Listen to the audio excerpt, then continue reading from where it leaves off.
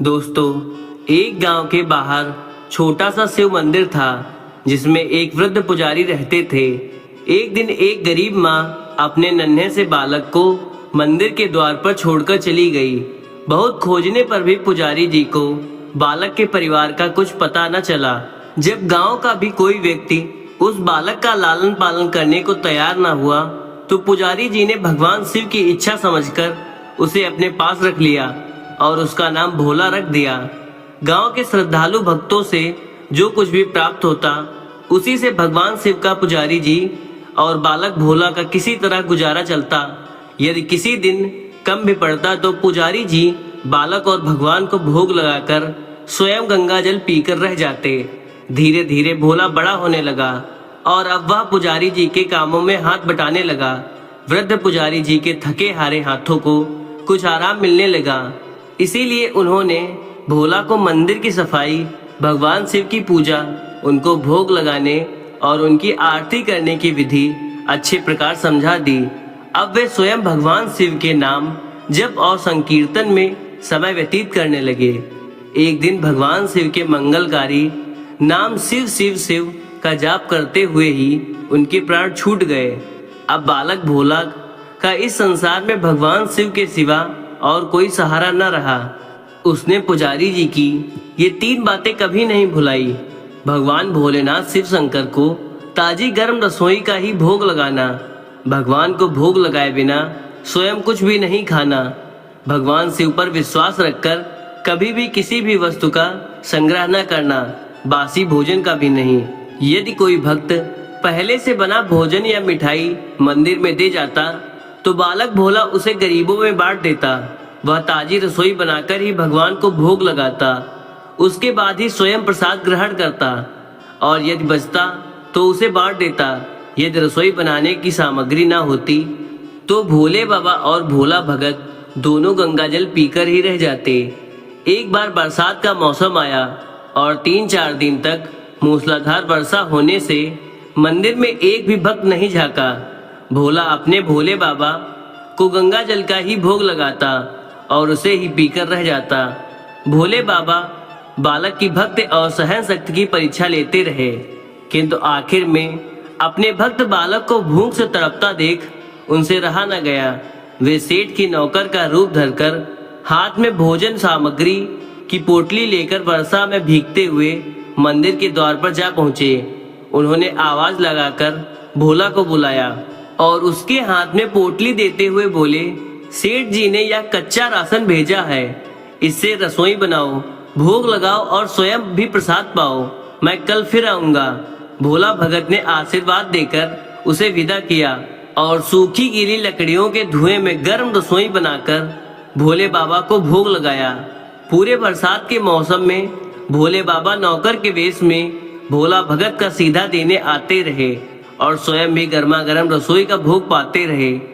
एक दिन भोला भगत ने सोचा कि सेठ जी को सीधा भेजते हुए 4 महीने हो चले हैं, किंतु वे स्वयं कभी मंदिर में भोले बाबा का प्रसाद ग्रहण करने नहीं आए। अगले दिन जब भोले बाबा नौकर के वेश में सीधे की पोटली देने आए तो भोला भगत उनसे बोला, भाई तुम्हारे इतने धर्मात्मा सेठ जी कभी स्वयं मंदिर में प्रसाद लेने नहीं आए, इस कारण मेरा हृदय अत्यंत दुखी हो रहा है। अपने सेठ जी से कहना कि कल वे भी मंदिर में प्रसाद ग्रहण करने अवश्य पधारे। यह सुनकर नौकर बने भोले बाबा चौंकर घबरा उठे और बोले, पुजारी जी, सेठ जी मेरे द्वारा आपको सीधा भेजते हैं, आप इससे भगवान को ही भोग लगा लेते हैं और स्वयं भी प्रसाद पाते हैं, फिर सेठ जी को बीच में बुलाने की क्या जरूरत है, जैसा चल रहा है वैसे ही चलने दीजिए। भोला बोला, ऐसे कैसे चलने दूं? आपके धर्मात्मा सेठ जी इतने दिनों से सीधा भेज रहे हैं, क्या मैं उन्हें भगवान का प्रसाद देने का अपना कर्तव्य भी पूरा न करूं? मैं किसी का उधार खाने वाला नहीं हूं।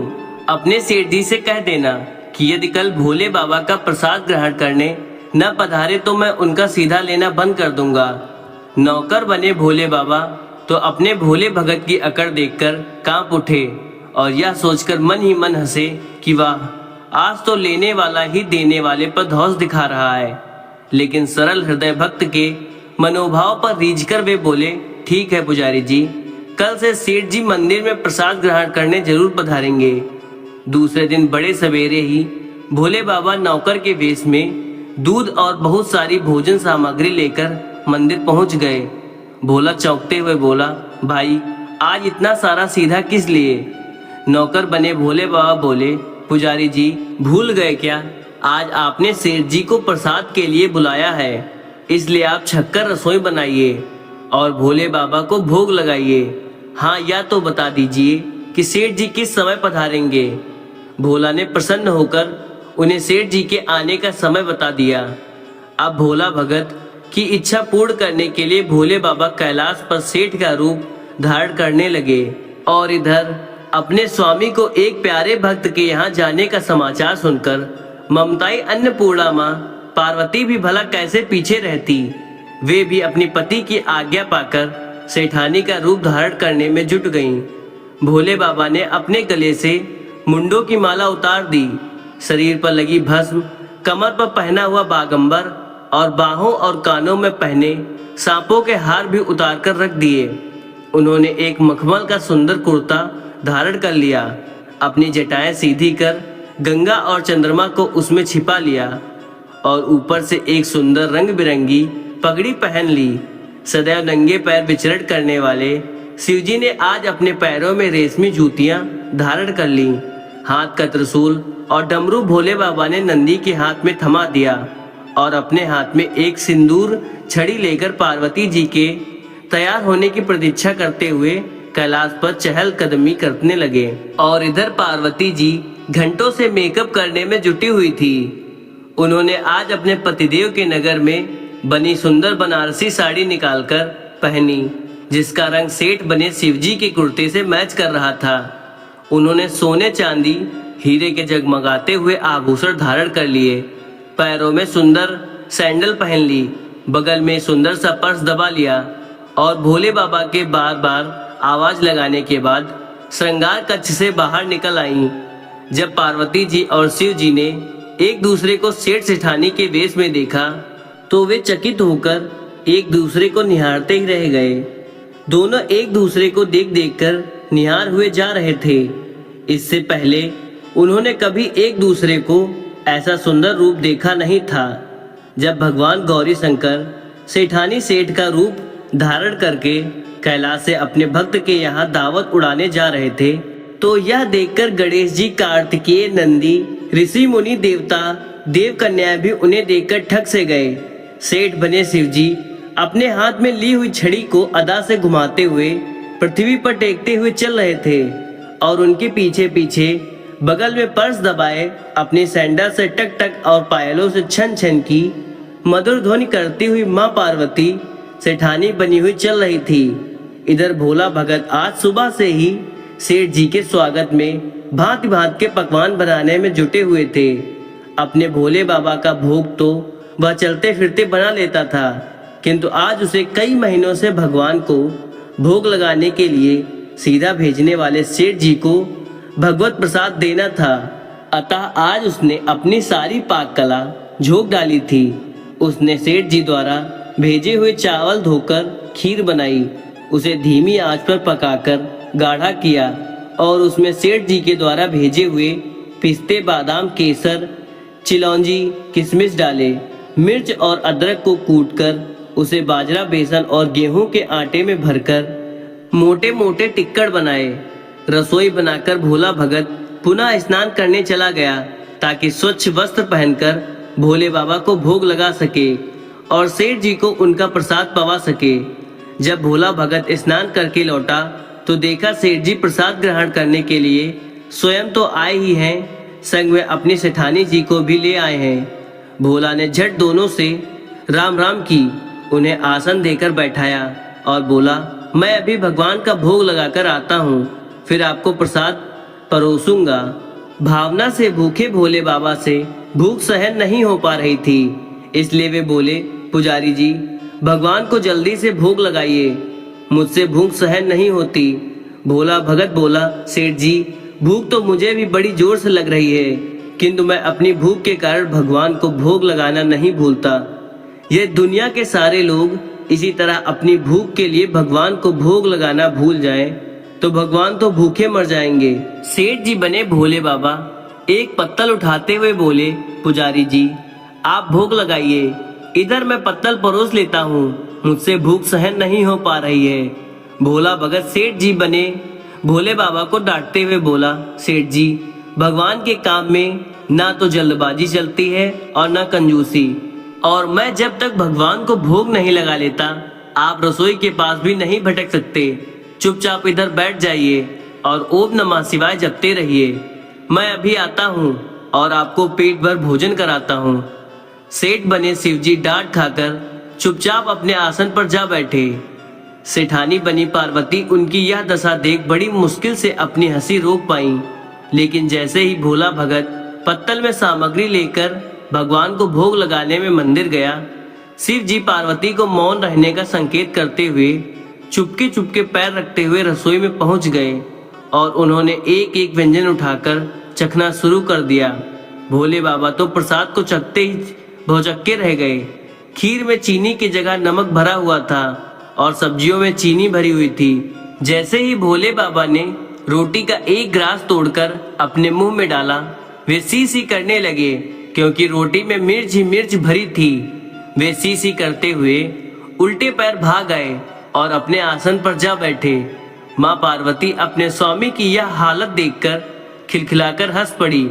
इससे पहले कि भोले बाबा पार्वती जी के सामने कुछ सफाई दे पाते, भोला भगत ओम नमः शिवाय मंत्र का जाप करते हुए आ पहुंचा।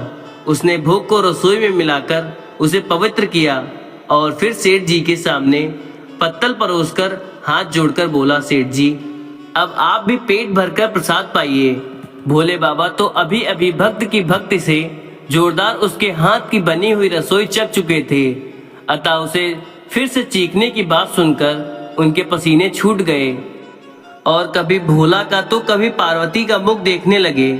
भोला को सेठ जी की ढील बर्दाश्त नहीं हुई और बोला, सेठ जी अब क्या हो गया आपको?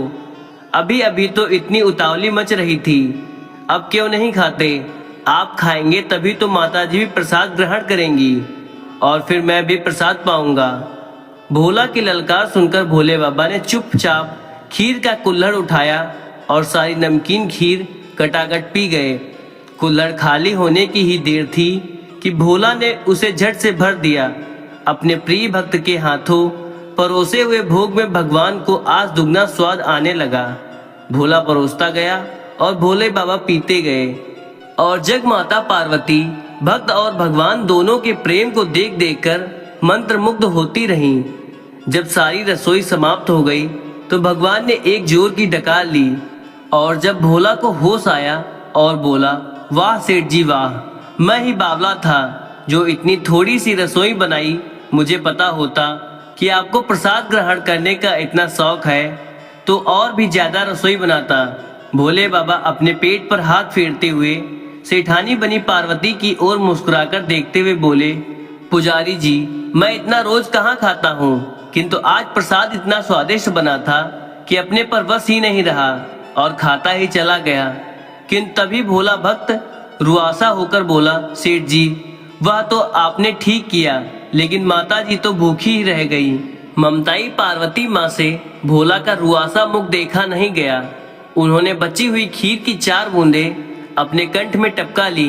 भोले बाबा द्वारा भोग लगाने से प्रसाद में अद्भुत अलौकिक स्वाद भर गया था और ऐसी सुगंधित मीठी खीर चखकर जगजननी आकंठ तृप्त हो गई और उनके तृप्त होते ही सृष्टि का प्रत्येक प्राणी तृप्त हो गया।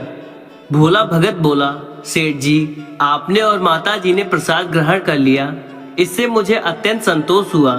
समझ लीजिए कि आप दोनों द्वारा प्रसाद ग्रहण करने से मेरा भी पेट भर गया। मेरी तो वैसे भी महीने में 4-4 एकादशी हो जाती हैं, किंतु मैं भी एक दाना ले ही लेता हूँ, जिससे कि भोले बाबा के प्रसाद का अनादर ना हो।